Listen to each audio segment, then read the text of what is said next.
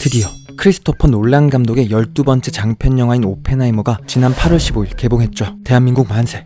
이번 영화는 미국의 핵개발 프로젝트인 맨해튼 계획에 참여하여 원자폭탄을 개발한 오펜하이머에 대한 전기 영화입니다. 무려 180분이라는 기나긴 상영 시간과 영화의 장르적 특징 때문인지 평이 극과 극으로 나뉘고 있는 상황에서 조금 더 영화에 대한 이해를 돕고자 오늘은 영화 오펜하이머 메이킹 및 비하인드를 가져왔습니다. 그럼 바로 시작하겠습니다.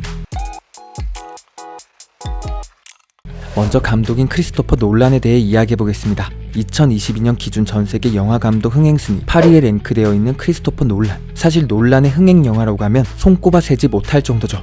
메멘토나 인셉션부터 인터스텔라 그리고 다크나이트까지. 아, 이거 아니구나.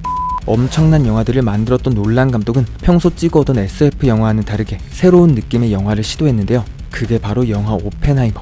오펜하이머의 이야기에 오랫동안 관심이 많았던 놀란 감독은 트리니티 실험이 사실 대기의 불이 붙어 지구 전체가 파괴될 수도 있었던 실험임을 알게 되었고, 그럼에도 버튼을 눌렀다는 사실이 굉장히 흥미로워 영화를 제작하게 되었다고 하는데요.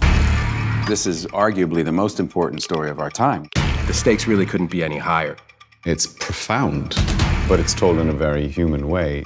I've been interested in Oppenheimer's story for a long time. Very small possibility that when they pushed that button, they would set fire to the atmosphere of the Earth and destroy the entire planet.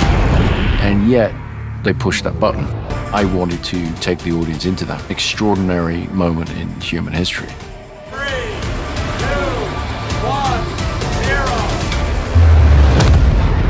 다음은 역대급 배우들의 캐스팅입니다. 사실 이번 영화를 보다 보면 정말 캐스팅이 어마어마하다는 걸 알 수 있죠. 저도 영화를 보다가 이 사람 어느 영화의 주연인데 하는 경우가 계속 나올 정도로 역대급 배우들이 캐스팅되었습니다.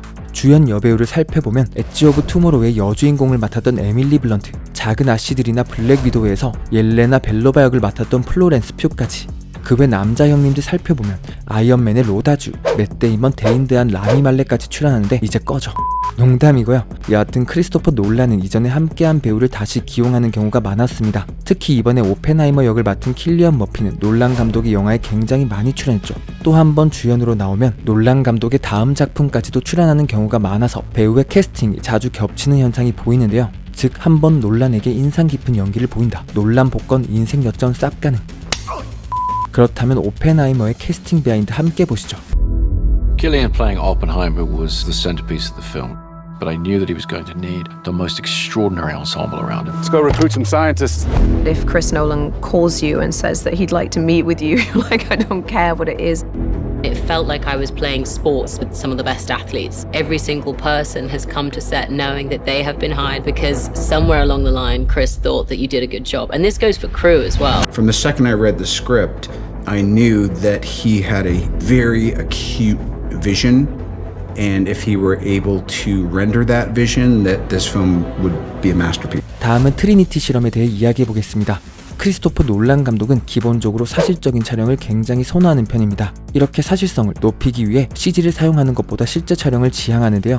이런 성향 때문에 이번 오펜하이머에서도 CG 없이 핵폭발 장면을 찍었죠. 오펜하이머 제작 발표가 나왔을 당시에도 이번 영화에서 진짜 핵무기를 터뜨릴지에 대한 논란이 인터넷상에도 있었는데 결국 정말 CG 없이 트리니티 실험 재현에 성공했다는 소식이 공개되며 화제가 되었죠. 물론 진짜 핵폭탄은 아니었고 재래식 폭탄으로 핵무기 폭발 장면을 재현했다고 합니다. 그럼 어떤 비하인드가 있었을지 함께 보시죠. When you do Chris's movies, things that when you read a script you normally would think would be visual effects, you know that you're going to be doing this stuff practically. There's some very interesting analog methods of how to approach this, all of which had to feel nightmarish and terrifying in a way that computer graphics never really is.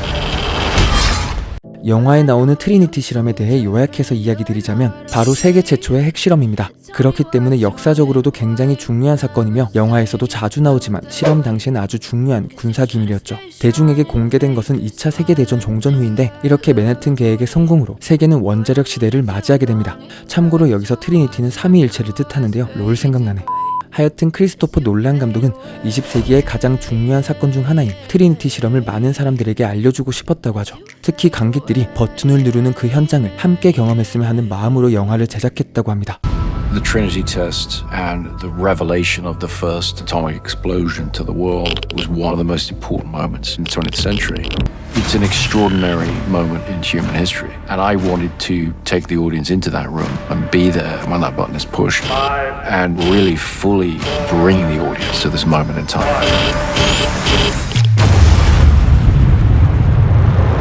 다음 소개해드릴 비하인드는 세트장입니다. 평소 놀란 감독의 성향 덕분인지 세트장도 굉장히 사실적으로 지어졌다고 하죠. 영화에서 실험의 장소로 선정된 로스앨러모스 세트장도 같은 산맥이 위치한 곳에 지었는데요. 이 때문에 배우들도 실제 장소와 같은 느낌을 받았다고 하죠. 심지어 몇몇 촬영 장소는 실제로 역사적인 장소. 오펜하이머의 집은 실제 로스앨러모스에 있는 오펜하이머 집에서 촬영했고, 아인슈타인으로 유명한 프린스턴 대학교도 뉴저지에 있는 대학교에서 촬영되었다고 합니다. Always trying to use real locations as much as possible. With location shooting or sets, the more things can just be real, the better they're going to feel to the audience. Sets were built in such a way that they felt incredibly authentic. We built all of these buildings 360. We want it to feel like you are right there, you are in this. It's just the most transporting thing, you know, when you're there and it just looks exactly like Los Alamos 1940s must have looked, and you know that no detail has been overlooked. Shooting those scenes, playing the characters who really had versions of these events happen there, you just get a real charge out of it, you know? 마지막으로 촬영 기법인 카메라에 대해 이야기해보겠습니다. 크리스토퍼 놀란은 아이맥스 촬영을 굉장히 좋아하는 것으로 유명합니다. 아이맥스를 상업 영화에 처음 도입하기도 했고, 다크나이트 이후로는 자신의 영화를 꾸준히 아이맥스 카메라로 촬영해오고 있죠. 심지어 인물의 일대기를 다룬 이번 오펜하이머조차 아이맥스 카메라로 촬영했으며, 동시에 최초의 아이맥스 흑백 필름 촬영을 시도했는데요. 존재하지도 않았던 기술이었기에 제작진들은 촬영에 필요한 흑백 필름을 직접 제작까지 했다고 하죠. 이렇게 놀란이 아이맥스를 선호하는 이유는 바로 관객들을 위한 것. 놀란은 한 영화의 인터뷰에서 관객들에게 완전한 몰입감을 줄 수 있는 건 아이맥스 스크린으로 보는 것이다라는 이야기를 했죠. Tries to take you into his experience, and IMAX for me is a portal into a level of immersion that you can't get from other formats. It allows you to fully immerse yourself. They'll be able to experience an extraordinary moment in human history. 저는 개봉하고 다음날 영화를 보고 왔습니다. 먼저 개인적으로 영화를 두 부분으로 해석해본다면 과학과 정치라고 나눌 수 있을 것 같아요. 오펜하이머가 과학자들을 모으는 과정부터 시작해 맨해튼 프로젝트의 성패를 좌우하는 중반부의 트리니티 실험까지 굉장히 긴장감 있고 몰입감 있게 잘 표현한 것 같습니다. 다만 정치적인 부분으로는 그 당시의 세계사나 정치적인 인물들을 잘 모른다면 이해하기는 어려운 부분이 있을 것 같은데요. 저도 역사적인 부분에 대해 잘 알진 못하지만 오펜하이머라는 인물에 몰입해보다 보니 영화를 감명 깊게 볼 수 있었습니다. 폭탄을 만들어 전쟁을 끝내야 했던 오펜하이머. 사실 이 폭탄이 수많은 민간인을 죽이는 무기가 되었고, 이 대사 하나에서 그가 느낀 모든 고민을 알 수 있었죠.